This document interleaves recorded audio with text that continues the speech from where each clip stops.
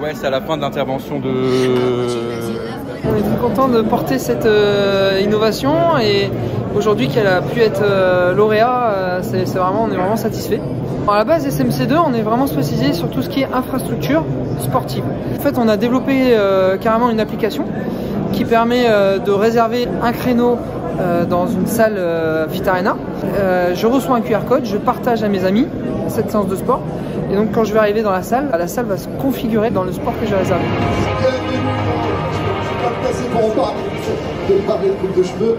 Bienvenue, on vous a cherché tout à l'heure et on vous a dit qu'il sera là pour la cérémonie. Merci d'être venu. On est très heureux, forcément. Enfin, on travaille beaucoup, ce genre de distinction, ça fait forcément plaisir. Ça fait plaisir aussi à toute l'équipe. Donc c'est une reconnaissance, notamment pour vis-à-vis des collectivités, qui est importante pour nous. Ouais. UpCity, ça apporte la possibilité pour des collectivités de toutes les tailles, et j'insiste bien sur le côté de toutes les tailles, des petites, rurales et des très grandes, la capacité de pouvoir collecter des données qui vont ensuite être utilisées dans différentes applications. Chaque ville a ses spécificités, a envie d'avoir son propre logiciel, sa propre application. Mais par contre, la fourniture de ces données, c'est extrêmement complexe. Il y a une diversité de capteurs. Donc nous, on a choisi de faire simple, du multi-usage. On a une infrastructure à manager, à maintenir. Donc on ouvre complètement la Smart City. On n'est pas du tout sur des systèmes fermés, on est sur des API qui sont complètement ouverts. Je pense que c'est ça la vraie valeur ajoutée d'UpCity pour les collectivités.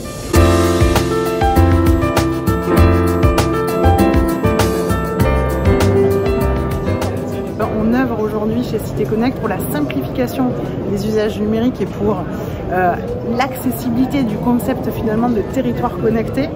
Donc je suis très heureuse d'avoir remporté aujourd'hui ce prix et je remercie aussi mes équipes puisque on existe depuis 1 an et demi. La société a 13 personnes aujourd'hui et sans elles, on ne serait rien. Alors le principe, c'est de simplifier le concept de territoire connecté, de leur faire des économies de budget de fonctionnement. Aujourd'hui, on a créé 2 solutions. La première, c'est la première brique des usages numériques. C'est simplifier finalement tout l'environnement collaboratif d'une commune. Email, agenda, visio, espace de gestion de projet. Alors, on répond déjà à toutes les directives de l'État.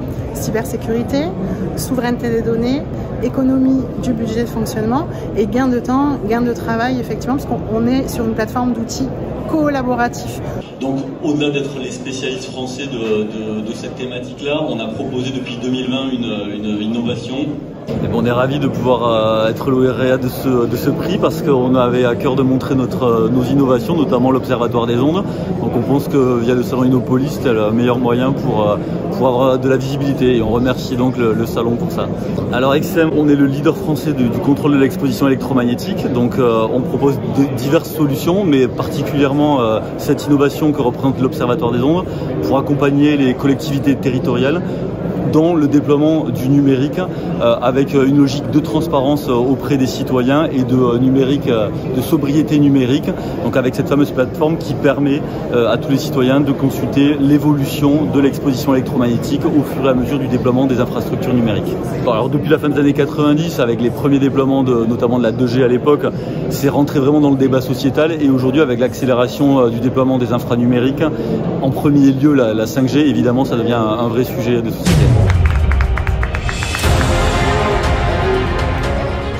Écoutez, on est ravis d'avoir reçu ce prix, donc ça prouve que l'effort paye. Donc on a mis beaucoup d'efforts pour mettre en place toute cette organisation et tout ce groupe qui a pour objectif d'aider à la transition énergétique. Et du coup, c'est vrai qu'aujourd'hui, que ce soit moi à titre personnel ou toutes les équipes, on est vraiment ravis d'avoir eu cette récompense. Et voilà, ça nous motive pour pouvoir encore avoir encore plus de challenges pour le futur. Avec le groupe General Energy, on a mis en place beaucoup de services en fait, qui permettent de gérer les problèmes de la transition énergétique. Et en fin de compte, on gère les problèmes du début à la fin. Donc, que ce soit de l'étude d'un projet, à la réalisation, à la fourniture du matériel, au conseil auprès du consommateur. Donc, on travaille sur différents axes. Donc aussi bien les particuliers que les professionnels, que l'industrie et aussi les collectivités locales.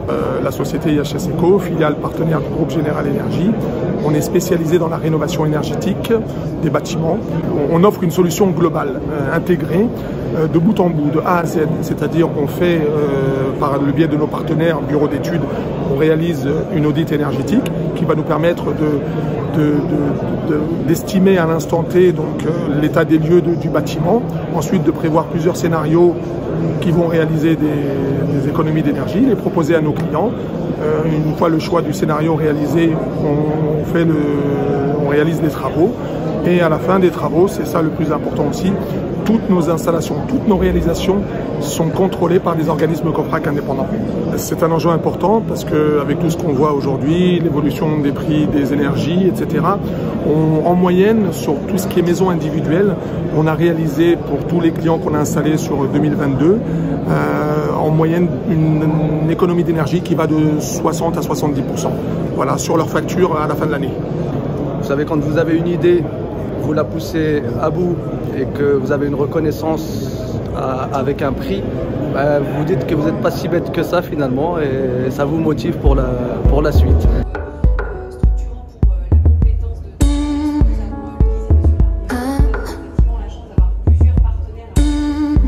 Alors on est ravis de recevoir ce prix chez Picnic. Tout d'abord merci à l'organisateur Innopolis du prix Innovacteur de la ville de demain.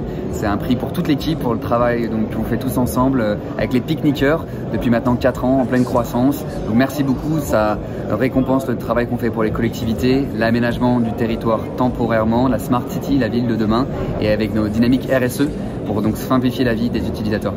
Alors Picnic a maintenant 4 ans.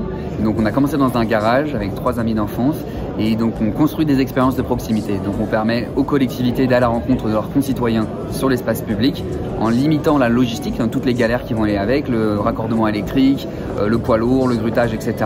Donc on le fait dans une dynamique RSE avec des pique-niques, ce sont comme des kiosques mobiles, modulables, connectés et autonomes en énergie renouvelable, ce qui leur permet de gagner du temps. Donc un vrai gain de temps, pas de montage, pas de démontage, etc.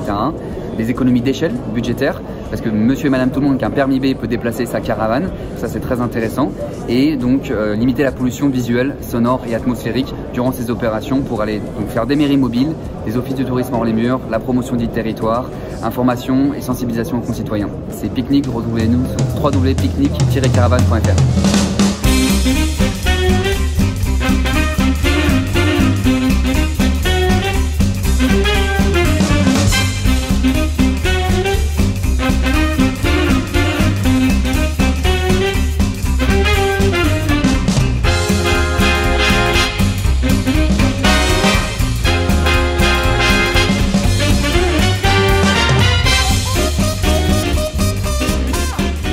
Vous savez quoi, depuis tout à l'heure, je me posais la question, c'est quoi la différence avec la photo, mais je viens de trouver.